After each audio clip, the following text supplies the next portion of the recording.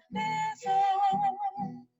Se as desilusões deixam teu coração tão ferido, se buscas a fé e o amor, mas não sentes tocar o teu ser, nem mesmo aqueles que vivem ao teu derredor. Se pensas que não há saída, te encontras sem paz e alegria, e achas difícil acordar para o amanhecer.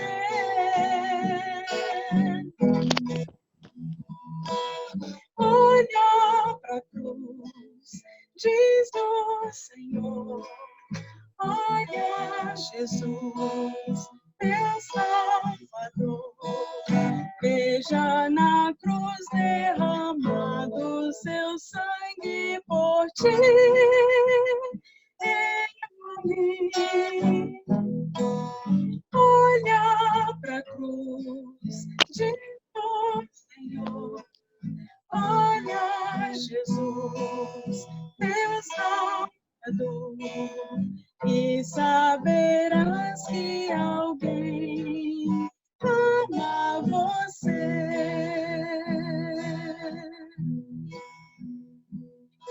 Tu deves levar a Jesus toda dor e pesar no teu ser. Permitas que Ele transforme o teu coração.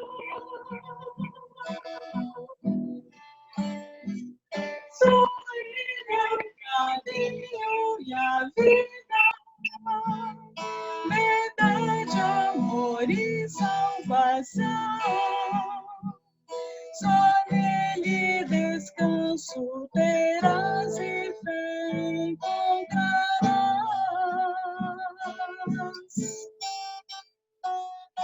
Em Cristo existe a força que te faz mudar e vencer. Em Cristo todos teus esforços em frutos darão. Com Ele terás alegrias, certezas, também esperanças. Nas tribulações terás paz, em Deus descansarás.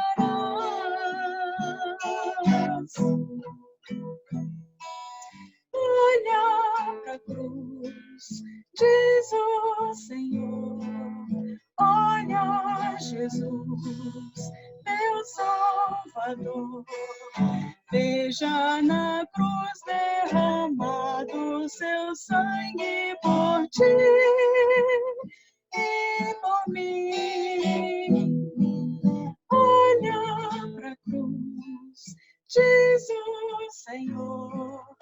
Olha, Jesus, teu Salvador, e saberás que alguém ama você.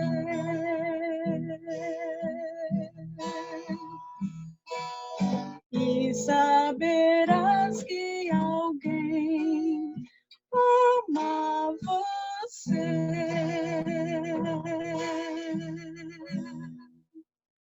Amen. Nous remercions la sœur Rosalie pour cette magnifique louange et que le nom de l'Éternel soit loué. Sans plus tarder, je vais demander au frère Jean-Paul Parpaillon qui va nous conduire en prière et afin de l'assister, nous allons nous agenouiller pour ceux qui le peuvent ou incliner la tête. Éternel, notre bon Père céleste, nous voulons te remercier en ce temps pour toutes les grâces que tu nous accordes chaque jour, pour nous avoir fait connaître ton merveilleux message de l'Évangile, pour nous avoir tirés aussi du monde aide-nous à marcher dans tes voies. Aide-nous à ne pas aussi avoir des mauvais désirs et que dans toutes les envies que nous pouvons avoir, que toujours notre prière soit que ta volonté soit faite. Car bien souvent, nous ne savons pas ce que nous demandons. Père Céleste, veuille bénir chacun ici présent dans cette salle et que tu puisses aussi aider tous ceux qui n'ont pas pu nous rejoindre pour différentes raisons. Que tu bénisses aussi les malades, que tu bénisses les personnes âgées seules et isolées, que tu aides aussi les enfants à mieux te connaître et à te servir fidèlement. Bénis aussi celui que tu as choisi pour parler en ton nom et que ton Saint-Esprit repose sur lui. Nous te demandons toutes ces grâces, ta bénédiction, au nom de Jésus. Amen. Aujourd'hui, j'ai l'honneur de vous dire que c'est le frère Gabriel Zuber qui aura la parole afin de nous parler sous l'influence de l'Esprit divin. Et je prie que ce même Esprit puisse nous accompagner afin que nos cœurs puissent être ouverts et que nous puissions tous trouver une parole pour nous en ce matin. Tu peux y aller, mon frère. Alors, bonjour à tous et un très bon sabbat. J'espère que vous passez de bons moments, de bons sabbats sous le regard de Dieu. Aujourd'hui, le thème dont nous allons parler, je vais vous partager l'écran. Le thème dont nous allons parler, nous allons considérer un peu notre vie, savoir où nous en sommes, à savoir quel est notre but dans notre vie. Est-ce que nous sommes contents de là où nous sommes, de ce que nous faisons, de nos buts, de notre vie? Et voir aussi si Jésus revenait l'année prochaine, donc en 2021, est-ce que nous serions prêts à accepter les conséquences des buts que nous avons choisis et des décisions que nous avons prises? Parce que nous voyons comment se passent les choses aujourd'hui. Nous ne savons pas ce qui va se passer. Nous savons dans l'Apocalypse, mais nous ne savons pas au niveau du temps comment ça va se passer. Donc, si Jésus revenait l'année prochaine, est-ce que nous pourrions nous dire à la fin, j'ai fait ce que je voulais, j'ai accompli mes buts, je prends la totale responsabilité des décisions que j'ai prises? Parce qu'il y a uniquement deux choix. Soit on va vouloir, comme tous les chrétiens, recevoir Jésus, ou la deuxième option, nous allons l'attaquer avec Satan. Moi, forcément, je vais vous parler de la première version. Donc, si nous voulons accepter le Christ dans notre vie, qu'est-ce que nous devons faire? Donc, on l'a lu dans le verset en préambule, dans 1 Corinthiens 6, versets 9 à 11, où il était dit, « Ne savez-vous pas que les injustes n'hériteront pas le royaume de Dieu ?» Donc, ça veut dire quoi? Ça veut dire que nous devons être quoi? Le contraire d'injuste. Donc, nous devons être des personnes justes. Et nous devons être lavés de toutes les choses que nous avons vues tout à l'heure, l'impudicité, l'idolâtrie, l'adultère, les éphémies, les infâmes, les voleurs, la cupidité, toutes ces choses-là, nous devons être lavés. Et pour ce faire, comment pouvons-nous arriver à ce stade? On le voit après, je vous l'ai mis en rouge aussi, et c'est là que vous étiez quelques-uns de vous. Donc ça veut dire que le Seigneur nous montre que ces choses que nous venons de voir font partie de notre vie.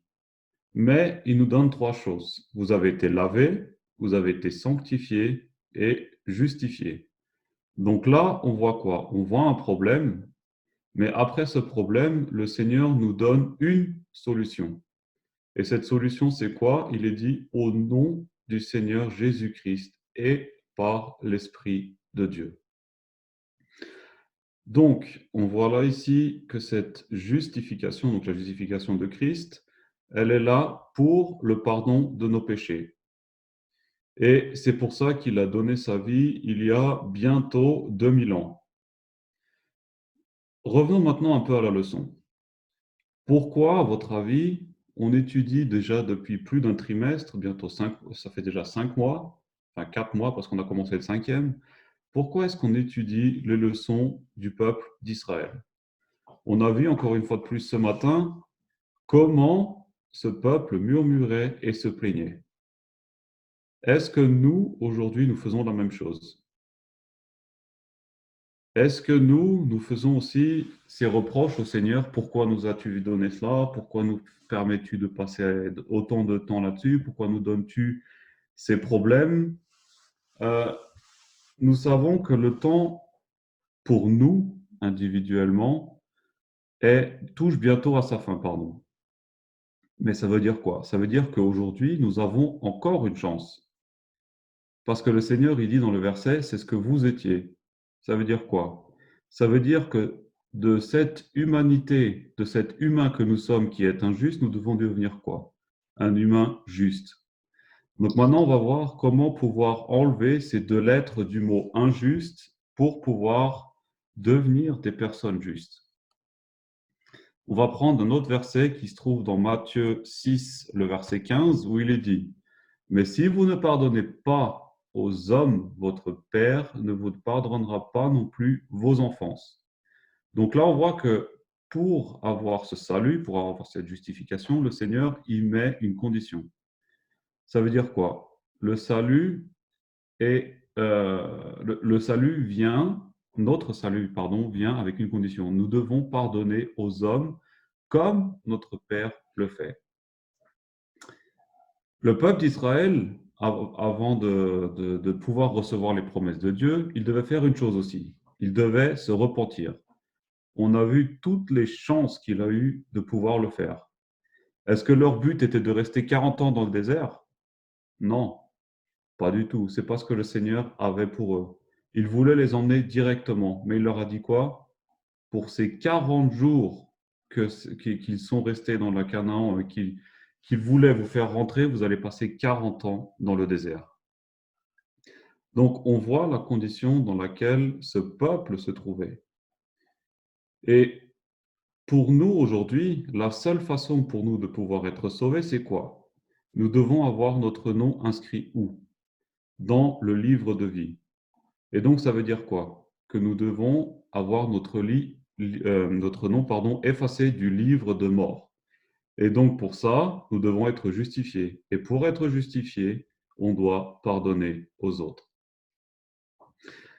Et sinon, comme on a vu dans 1 Corinthiens 6, le Seigneur ne nous justifiera pas. Donc, ça veut dire quoi? Qu'est-ce qu'il est dit dans Matthieu 18, le verset 22? Jésus lui dit, je ne te dis pas jusqu'à 7 fois, mais jusqu'à 70 fois 7 fois. Donc, je pense que vous connaissez tous très bien ce verset. Si on regarde maintenant à Jésus, comment le Seigneur pardonne-t-il nos péchés? Et pourquoi devons-nous pardonner? Et combien de fois? Est-ce que ce pardon a des limites? Est-ce que si un frère nous fait 5 fois la même offense, est-ce que nous allons arrêter de lui pardonner? Et si le Seigneur réagissait de cette façon-là avec nous? Et s'il disait, tu as 3 chances pour te repentir de ces péchés, et au bout de la 4e, je ne te pardonne plus. Si le Seigneur commençait à appliquer cela dans notre vie, le Seigneur aussi pourrait se fatiguer de nous pardonner. Mais je pense que si nous sommes ici aujourd'hui, c'est que nous avons toujours cette possibilité et que le Seigneur nous donne toujours le moyen d'être pardonnés. Je vais vous raconter une histoire. Certains à Genève, ils la connaissent déjà, mais c'est une histoire que j'aime beaucoup. C'est une histoire que j'ai lue. Donc, c'est un témoignage d'une femme qui s'appelle Corrie ten Boom. Donc, elle est morte il n'y a pas très longtemps. Et j'ai pris quelques exemples aussi, parce qu'elle a écrit un livre, j'ai pris quelques exemples aussi par la suite de citations qu'elle parle. Et je pense qu'elle est une grande inspiration pour qu'on essaye de comprendre un peu ce que c'est le pardon. Vous savez tous, je pense, ce que c'est un camp de concentration au temps d'Hitler, lorsqu'il prenait les Juifs, toutes les personnes qu'il ne considérait pas de race pure, et qu'il les mettait dans les camps, qu'il faisait des expérimentations, toutes ces choses, et qu'il les tuait. Et où je pense que vous savez tous Qu'est-ce qui s'est passé pendant ce temps?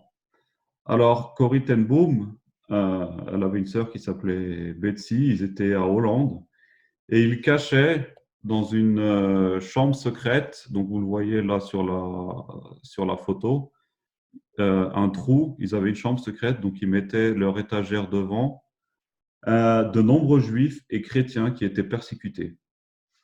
Mais malheureusement, un homme, un jour, de la Gestapo, les a dénoncés le 28 février 1944. Donc, c'est une histoire vraie. À cette époque, Corrie ten Boom, elle avait 52 ans. Sa famille et ses amis furent jetés en prison. Le père de ses deux sœurs y mourut au bout d'un mois. Les personnes cachées furent libérées par l'intervention providentielle, donc il y avait toujours des personnes à l'intérieur, d'un policier agissant secrètement en faveur des persécutés. Les deux sœurs, donc Betsy et Corrie, furent internées au camp de concentration de Ravensbrück. La sœur, donc Betsy, y décéda 10 mois après y être entrée. Corrie, donc la personne de l'histoire, fut libérée suite à une erreur administrative.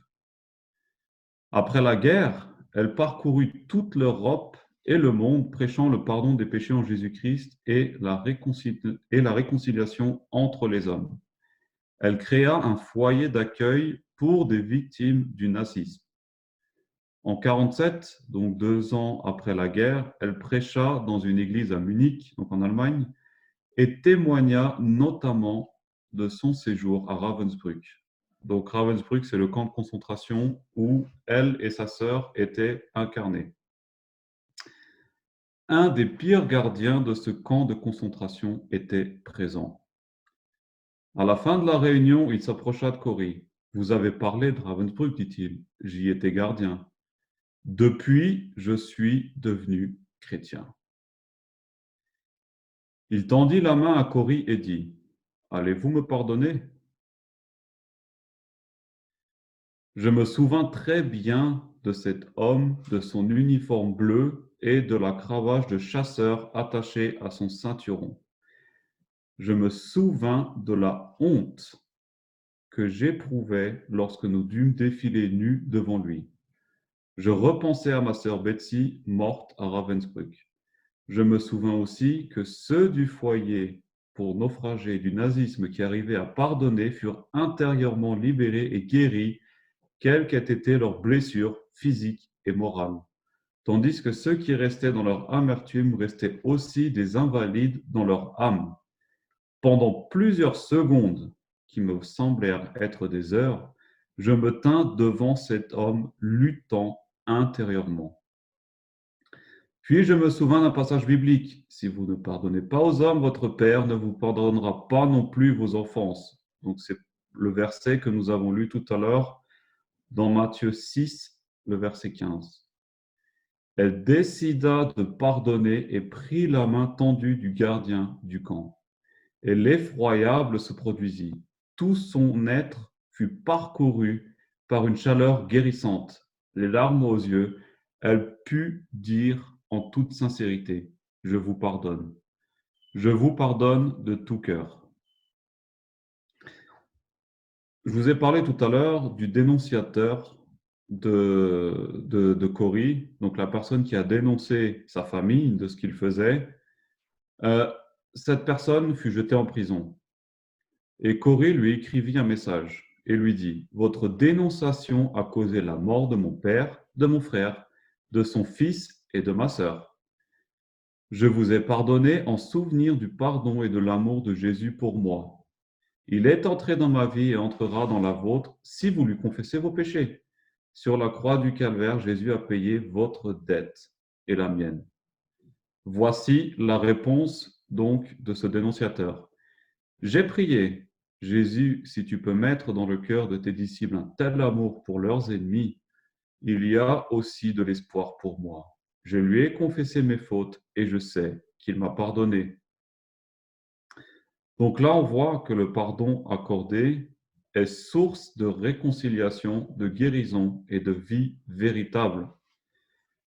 Ce pardon transforme des personnes, des familles, des couples, des villes et même des nations. Imaginons-nous maintenant que nous serions à la place de Corrie. Est-ce que nous aurions donné la main à cet homme? Est-ce que nous lui aurons accepté sa demande de pardon après avoir perdu pratiquement toute sa famille? Elle l'a fait. Et elle a même écrit au dénonciateur qui s'est converti à travers elle. Je pense qu'on n'a pas besoin d'aller plus loin, parce que nous pouvons uniquement regarder à comment nous agissons lorsque quelqu'un de notre famille, de l'Église, agit envers nous. Je ne vous parle même pas d'un ennemi, parce que là, le même verset que nous avons lu tout à l'heure, si vous ne pardonnez pas aux hommes, votre Père ne vous pardonnera pas non plus, je pense qu'il prend une toute autre dimension. Je vais le remettre pour qu'on essaie de bien le comprendre. Est-ce que nous devons pardonner aussi comme ça, de cette façon-là, ou est-ce que le pardon a des limites?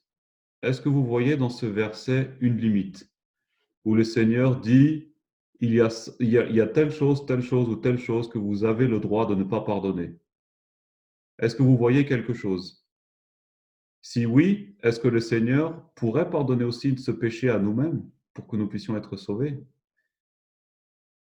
Nous devrions avoir ce même esprit de pardon et ne pas être frustrés lorsque quelqu'un nous parle d'une mauvaise façon. Ce problème, il a commencé dans un endroit qui s'appelle le ciel et où le Seigneur était prêt à pardonner à Satan. Donc tout ça aurait pu être évité, tout ce que nous vivons aujourd'hui aurait pu être évité si Satan s'était repenti. Malheureusement, ce n'est pas le cas, c'est pour ça que nous sommes là aujourd'hui, mais le Seigneur était prêt à lui pardonner. Corrie dit aussi dans son livre, « Quand des pensées de colère et de vengeance bouillent à travers moi, je peux voir le péché à travers eux. Et alors j'ai découvert que ce n'est pas notre pardon ou notre bonté que la guérison du monde dépend, mais du sien. Quand il nous demande d'aimer nos ennemis, il donne avec le même commandement de nous aimer les uns les autres. » Donc, le fait que dans cette histoire, Corrie demande d'abord au Saint-Esprit de l'aider, parce que je ne sais pas si vous avez vu le procédé. Elle était dans un dilemme, elle ne savait pas quoi faire, elle avait une main tendue d'un ennemi et elle avait deux choix. Je l'accepte ou je ne l'accepte pas. Et qu'est-ce qu'elle a fait? Est-ce qu'elle a dit au Seigneur, Seigneur, aide-moi? Seigneur, donne-moi la force? Non, elle n'a pas fait ça. Elle a fait quoi? Elle a dit, je prends la décision de lui pardonner. Et ensuite, qu'est-ce qui s'est passé? Le Seigneur, à travers le Saint-Esprit, lui a donné la force de pouvoir bouger sa main. Parce que je pense que vous pouvez vous imaginer que sa main devait être paralysée. C'était quand même, on n'arrive pas à s'imaginer, mais c'est quand même quelque chose de vivre dans un camp de concentration et de vivre cela, ça a dû la mettre dans une circonstance pas très agréable. Donc, comment pouvons-nous nous préparer à avoir ce même état d'esprit? Comment pouvons-nous avoir cet esprit que le Seigneur veut que nous ayons? Prenons un autre verset qui se trouve dans Michée 7, le verset 19, où il est dit, « Il aura encore compassion de nous, il effacera nos iniquités et jettera tous nos péchés au fond de la mer. » Donc, regardons à cette première personne qui nous pardonne. Comment est-ce qu'il nous pardonne? Le mot pardonner veut dire quoi? Il jettera tous nos péchés au fond de la mer. Ça veut dire quoi? Que le Seigneur veut effacer nos péchés. il fait table rase, comme on dit. Il nous donne sa grâce et il annule notre dette. Lorsque nous faisons du tort à quelqu'un, qu'est-ce qu'on va faire? On va aller le voir, on va lui demander pardon. Pourquoi faire? Afin de rétablir une connexion qui a été brisée à travers une offense. Donc, la personne concernée devra faire quoi? Elle devra prendre une décision. Et c'est laquelle? La même décision que nous devons prendre vis-à-vis de Christ. Ne garder aucune rancœur de ce qui s'est passé, malgré ce qui a été fait. Parce que c'est ce que le Seigneur fait avec nous. Il le fait de quelle manière? Comment pouvons-nous donc arriver à cette purification, donc celle que nous avons vue dans 1 Corinthiens tout à l'heure, pour pouvoir entrer au ciel? En grec, le mot purifier signifie plusieurs choses. D'abord, il signifie purger. Donc ça veut dire quoi? Rendre propre. Dans l'Ancien Testament, en hébreu, ce mot est utilisé pour décrire la purification du corps, des vêtements et des ustensiles de maison. Donc ça veut dire quoi? Ici, on voit que le mot est très clair. On doit être purifié de toutes nos impuretés. Dans le Nouveau Testament, donc là on parle de l'Ancien Israël, dans l'Ancien Testament, dans le Nouveau Testament, ce mot grec est employé pour la purification de nos péchés à travers le sang de Christ. Donc, pardonner, ça veut dire quoi? Pardonner est égal à purification. Donc, à partir du moment où nous pardonnons aux autres, le Seigneur pourra nous pardonner et nous entrons dans ce processus de purification. Mais ça signifie autre chose aussi. En grec, ce mot signifie être considéré comme innocent, donc justifié. Parce que comme on a vu avant, le Seigneur les jette au fond de la mer. Donc nous sommes considérés comme innocents, ils ne sont plus existants. Donc de nouveau, le pardon ici nous montre une justification. Corrie a dit aussi une chose merveilleuse. La panique n'existe pas au ciel. Dieu n'a pas de problème, seulement des plans. Donc, si le Seigneur n'a pas de panique, que le ciel n'est pas en panique, que le Seigneur n'a pas de problème, comment devons-nous maintenant mettre cela en pratique dans la vie de tous les jours? On a vu dans 1 Corinthiens 6 que ni les impudiques, ni les idolâtres, ni les adultères, ni les efféminés, ni les infâmes, tout ça, n'hériteront du royaume de Dieu. Donc nous devons faire quoi? Nous devons affronter ces problèmes.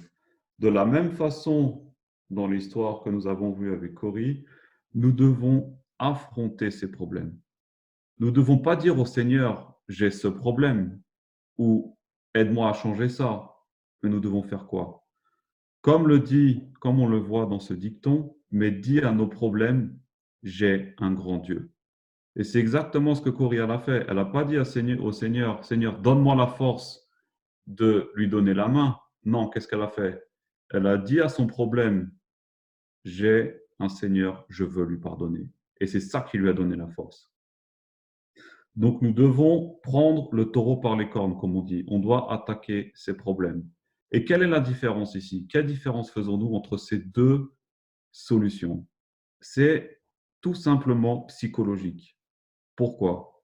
Parce que dans le premier, on attend que Jésus fasse le travail à notre place. Parce qu'on va dire, Jésus, je reconnais que j'ai un problème, alors fais-le pour moi. Et dans le deuxième, on fait quoi? On reconnaît notre problème, on admet, on reconnaît et ensuite on demande. Le Seigneur nous donnera sa force pour affronter nos problèmes. Et c'est ça que la clé que le Seigneur nous donne. Nous devons prendre notre vie de tous les jours et l'affronter en disant on veut changer, on veut le faire. Et c'est à travers ce moment et ces efforts que nous pourrons avancer. Ne vous donnez pas la peine de donner des instructions à Dieu. Rapportez-vous simplement pour le travail. Donc, quel est ce travail? Quel est le travail que le Seigneur nous demande? Dans Matthieu 28, le verset 19, il est dit, je pense que c'est un texte que vous connaissez tous bien, « Allez, faites de toutes les nations des disciples, les baptisant au nom du Père, du Fils et du Saint-Esprit. » Donc, croyons-nous que ce temps est arrivé où nous devons faire ce travail, où nous devons annoncer que le Seigneur revient bientôt? Sommes-nous convaincus que nous sommes au temps de la fin? Comment pouvons-nous parler de quelque chose si nous, premièrement, nous en sommes même pas convaincus? On peut prendre un exemple tout bête. Est-ce que vous allez acheter un objet si vous n'êtes pas convaincu de cet objet ou de l'utilité, ou que quelqu'un vous dise, ouais, il est pas mal, mais il y a ça qui est pas bien, et je pense qu'il n'est pas très utile. Est-ce que vous allez l'acheter? Non, parce que vous recherchez quoi? Quelque chose d'utile et qui soit bien, la meilleure qualité. Donc, comment est-ce que nous pouvons prêcher la fin du temps si nous ne sommes même pas convaincus de ça? On va voir maintenant quelques exemples pour voir si vraiment on est à la fin ou si on n'est pas à la fin. Parce que comme nous avons vu avant, nous devons nous purifier pour être prêts lorsque le Seigneur reviendra. Parce qu'on a deux choix, n'oublions pas. Soit on va attendre son retour, soit on va l'attaquer avec Satan. Parce que Satan, il n'attend pas son retour. Lui, ce qu'il veut, c'est détruire tout le monde. Donc, on a simplement deux choix.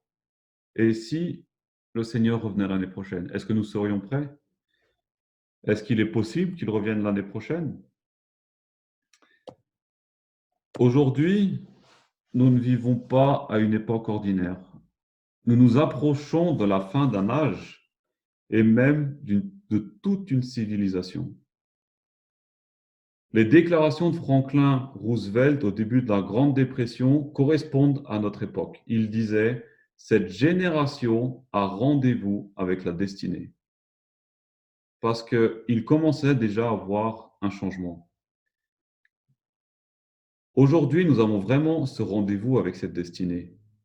Bien plus qu'au moment où cela a été dit en 1930, où s'approchait à grands pas la Deuxième Guerre mondiale.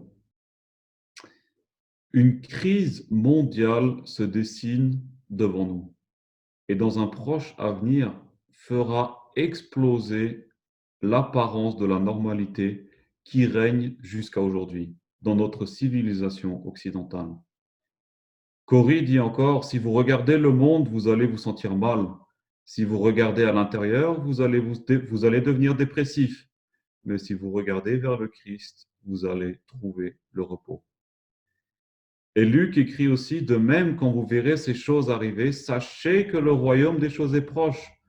Je vous le dis en vérité, cette génération ne passera point que tout cela n'arrive.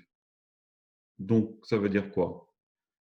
Ça veut dire que cette terre passera, mais les paroles de Christ ne passeront point.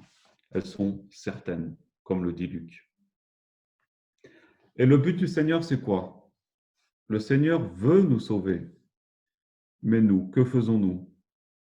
Nous sommes appelés le peuple de Dieu d'Israël spirituel. On a vu depuis le mois de janvier des exemples du problème du peuple d'Israël de l'Ancien Testament. Dans Testimonies, volume 5, à la page 75, il est dit « Il m'a été montré que l'esprit du monde envahit rapidement l'Église. Vous suivez la même voie que l'ancien Israël.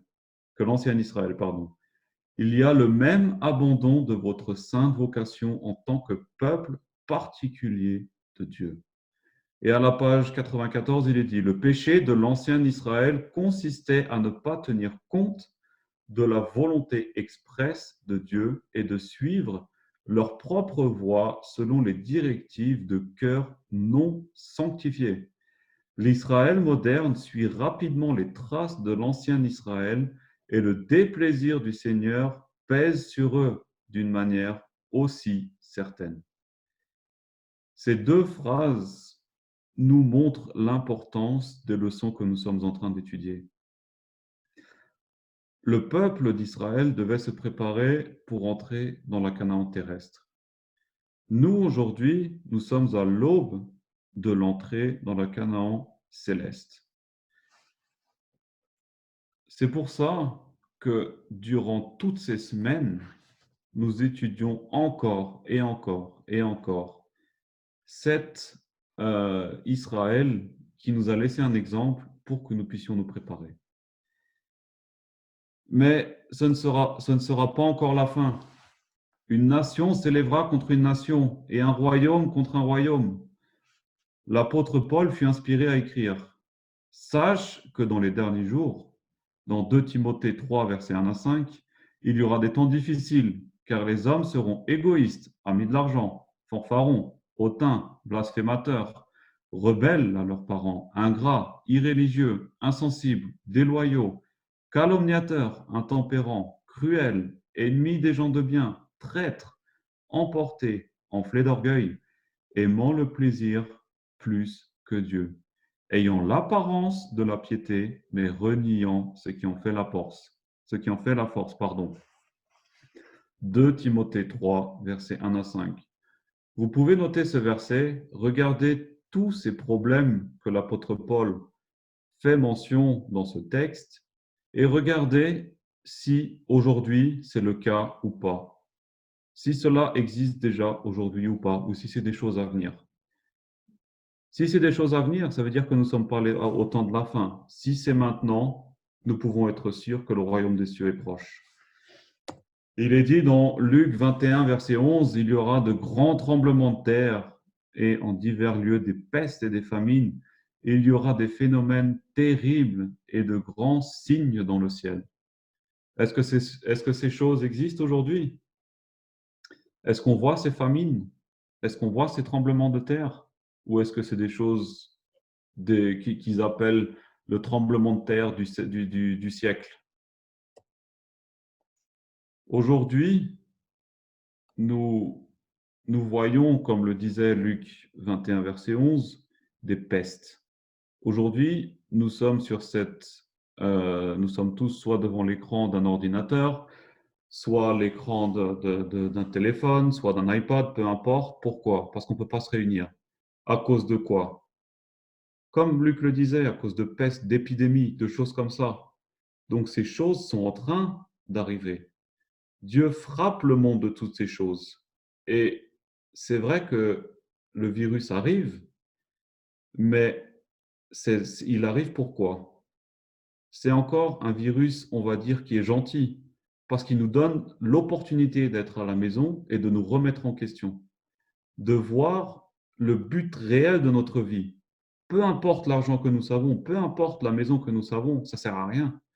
Parce que nous sommes tous à la maison, peu importe la voiture que nous avons, peu importe tout ce que nous avons, dans des moments comme ça ne sert à rien. Et on le voit. Les riches, est-ce qu'ils peuvent sortir? Est-ce qu'ils peuvent aller manger dans le restaurant le plus cher? Toutes ces choses, non. Ça ne sert à plus rien du tout. Donc toutes ces choses, elles arrivent, et y compris sur les descendants modernes d'Israël. Et c'est pour quoi faire? C'est pour que nous puissions retourner à Christ. Nous rependre profondément des 2 textes que nous avons vus dans Testimonies, de notre ingratitude, et que nous puissions revenir sur les pas que le Christ a tracés pour nous. Et nous devons être sincères. Il est dit dans Daniel 11, le verset 36, « La foi fera ce qu'il voudra. Il s'élèvera, il se glorifiera au-dessus de tous les dieux et il dira des choses incroyables contre le Dieu des dieux. Il prospérera jusqu'à ce que la colère soit consommée, car ce qui est arrêté s'accomplira. » Donc voilà ce qui se passera. Tout le Seigneur sera renié de plus en plus. Donc les temps qui sont devant nous ne seront pas mieux. Le virus que nous avons aujourd'hui, il est gentil. Il ne faut pas croire que dans le futur, ce sera plus facile. Non. Pourquoi? Parce que l'abomination, elle grandit. Si je suis sûr que si je demande à la sœur Geneviève, au frère Jean-Paul, si il y avait 30 ans, ils s'imaginaient ce qui se passait aujourd'hui, ou même à mes grands-parents, ils m'ont déjà dit, je suis désolé pour vous, mais c'est la fin du monde. C'est ce qu'ils m'ont dit. Nous voyons toutes ces prophéties qui s'accomplissent sous nos yeux. on voit aujourd'hui ce qu'un virus fait. Je pense que vous avez tous déjà vu cette photo pratiquement quotidiennement. Donc ce fameux coronavirus, il a provoqué quoi? Un chaos dans ce monde. J'ai recherché sur Internet et ce virus a la taille de 120 nanomètres. Donc vous pourrez regarder après ce que c'est un nanomètre. C'est invisible déjà à l'œil nu, mais il faut le regarder au microscope, pardon. Et l'effet, il est comment? Il est mondial. À cause de ces nanomètres, l'économie collapse et le monde est devant une récession. L'IMF prévoit une baisse de l'économie mondiale de 3%. Les actions sont en chute libre et plus de 100 pays ont des restrictions de vol. On passe de 200 000 vols quotidiens à moins de 50 000. Donc voilà ce qu'un petit virus de 120 nanomètres fait à toute une population. Et aujourd'hui, nous sommes tous en confinement. Nous voyons l'effet que cela produit sur le monde. Imaginez-vous dans le futur maintenant que Satan a cette arme, il peut la réutiliser en beaucoup plus fort. Et à travers ça, utiliser la loi du dimanche qu'il proposera. Parce que je ne sais pas si vous avez remarqué, mais le confinement, est-ce qu'il y a des personnes qui sont rebelles?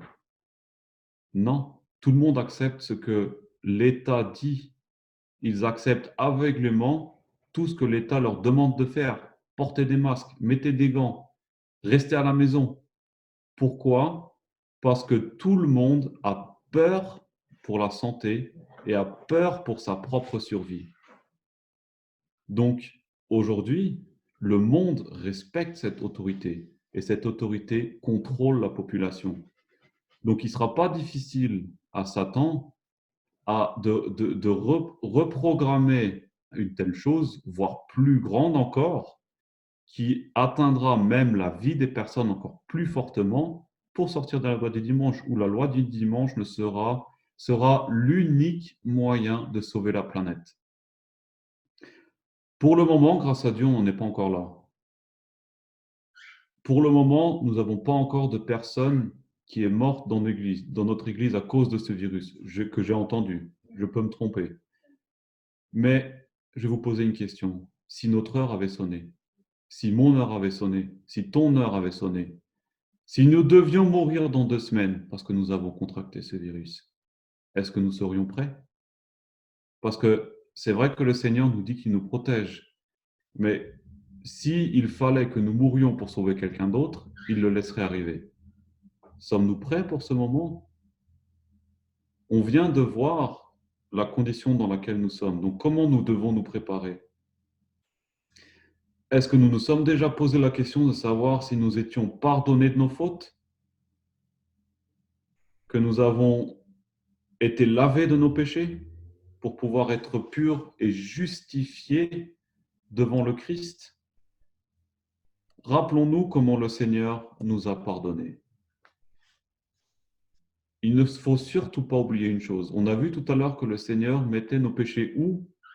Dans le fond de la mer. Dieu, il prend tous nos péchés, passé, présent, futur, et il les jette au fond de la mer. Et devant cette mer, il met un signe pêche interdite. Ça veut dire quoi? N'oublions pas que nous devons aussi pardonner aux autres. Donc, et que faisons-nous? Bien souvent, lorsque la personne nous refait quelque chose, on va faire quoi? Ah, mais tu te rappelles, il y a 2 semaines, tu m'avais déjà fait ça? Donc, on va faire quoi? On va pêcher dans la mer le pardon qu'on avait donné à cette personne. Donc, est-ce qu'on lui a pardonné? Non. Le Seigneur, lorsqu'il le jette dans l'eau, il l'oublie. Et nous devons faire la même chose. Ce n'est pas forcément facile, mais nous devons arrêter d'aller chercher ces péchés que nous avons pardonnés aux autres. Le monde dans lequel nous vivons est mûr pour la récolte. Est-ce que nous sommes prêts? Je vais vous reposer la question maintenant du début. Que voulons-nous faire?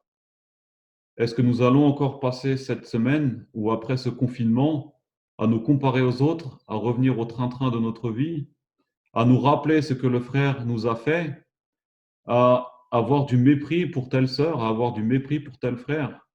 Est-ce que nous allons continuer à vouloir acquérir, peu importe le coût, des richesses et négliger la prière? Est-ce que nous voulons encore passer 10 ans dans cette vie pour avoir un bon temps, comme si de rien ne se passe? Est-ce que nous allons continuer de résister au Saint-Esprit? Le seul moyen pour, pour nous d'être sauvés, c'est d'être unis en Christ et en espérant son retour. Corrie a dit, la première étape sur le chemin de la victoire, c'est de reconnaître votre ennemi.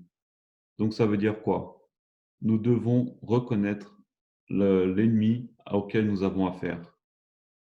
Nous devons voir que nous devons abandonner notre péché devant Dieu, lui demander pardon et se repentir. Mais cette repentance comprend deux choses. C'est quoi? C'est pas de dire au Seigneur, aide-moi parce que j'ai un problème. Non, nous devons nous détourner de ce péché et nous tourner vers Dieu. Parce qu'en nous détournant de ce péché, on peut donner, comme Corrie l'a fait, la main à cette personne. On se tournera vers Dieu pour avoir cette force et le Seigneur nous la donnera. Mais tout refus nous donnera des troubles et nous donnera la mort. Donc nous devrions toujours avoir cette pensée de pardon, de vouloir être justifié avant même que quelqu'un puisse nous offenser, d'avoir déjà cet état d'esprit. Parce que nous pourrons uniquement pardonner si nous sommes déjà prêts à pardonner. Et ainsi, nous serons aussi pardonnés par Christ. Qu'allons-nous choisir? Beaucoup de personnes seront balayées, comme ce cœur dans le sable. Beaucoup de personnes seront balayées et on ne saura même pas qu'ils ont existé. Pourquoi? Parce qu'ils auront choisi de suivre Satan. C'est comme la personne qui construit sa maison sur le sable. Est-ce qu'elle va subsister? Elle ne subsistera jamais. Que ferons-nous? Qu'allons-nous choisir? Que le Seigneur puisse nous aider à ce que chacun d'entre nous, nous puissions prendre une décision. Le Seigneur nous donne encore une fois de plus les leçons que nous pouvons étudier sur le peuple d'Israël qui a déjà vécu pour que nous puissions comprendre l'importance des temps que nous vivons, que nous puissions toujours avoir à l'esprit que notre vie n'est pas inutile, mais que nous pouvons toujours aller à Christ et qu'il ne nous laissera jamais seuls. Si nous, nous sommes prêts à pardonner, lui aussi est prêt à pardonner. N'oublions pas ce qui était dit dans Testimonies à la page 94. Le péché de l'ancien Israël consistait à ne pas tenir compte de la volonté expresse de Dieu. Donc que le Seigneur nous aide à ce que nous puissions rechercher sa volonté, la volonté qu'il a pour nous, et le suivre et de suivre leur propre voie selon les directives de cœur non sanctifié. L'Israël moderne suit rapidement les traces de l'ancien Israël et le déplaisir du Seigneur pèse sur eux d'une manière aussi certaine. Donc que le Seigneur puisse nous aider à ce que nous puissions changer cet état d'esprit et que nous puissions voir le temps dans lequel nous vivons et que nous puissions prendre une décision. Parce que qu'attendons-nous? Est-ce que nous sommes comme les Juifs qui attendent un autre sauveur? Est-ce que nous allons attendre une troisième venue de Christ, d'un autre Christ? L'Apocalypse décrit les rachetés dans la Canaan céleste. Est-ce que nous voulons faire partie de ces personnes? Donc que le Seigneur nous aide à faire ce bon choix, car sa seconde venue arrive et il n'y aura pas de troisième, ou d'un autre prophète, ou d'un autre Dieu, ou peu importe ce qu'on veut dire. Ce monde mûrit et est prêt pour la récolte. Donc allons-nous maintenant nous préparer pour cette seconde venue ou pas? Le choix reste à chacun d'entre nous. Ma prière aujourd'hui, c'est que nous puissions ne pas répéter l'histoire du peuple d'Israël que nous étudions, que nous puissions prendre les leçons que le Seigneur nous laisse à travers eux et que nous puissions les mettre en pratique. Amen. Et ma prière pour vous et pour moi, c'est que ce message puisse trouver un terrain favorable dans nos cœurs et que nous puissions répondre à cet appel qui nous a été fait en ce matin en donnant entièrement nos vies à l'Éternel pour que nous puissions enfin représenter le peuple si particulier qu'il désire. Amen.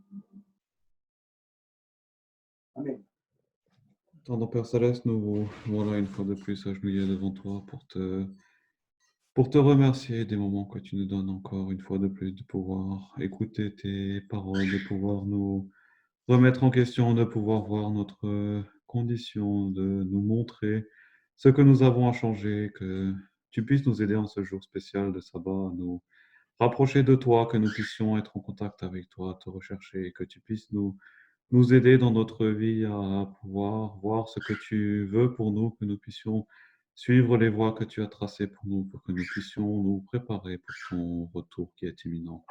Sois auprès des personnes qui sont présentes dans cette salle, que tu puisses les bénir, que tu puisses bénir toutes les familles représentées, que tu puisses les aider dans les problèmes, que tu nous aides dans nos problèmes, que tu nous guides, que tu puisses nous aider à prendre le taureau par les cornes et que nous puissions enfin faire face aux problèmes que nous avons dans le caractère pour que le passeport que nous avons puisse être prêt lorsque tu reviendras et que nous puissions monter au ciel avec toi. Veuille diriger le reste de ce sabbat, cette semaine aussi, que tu puisses nous aider, que ton Saint-Esprit puisse être avec nous. Au nom de Jésus. Amen.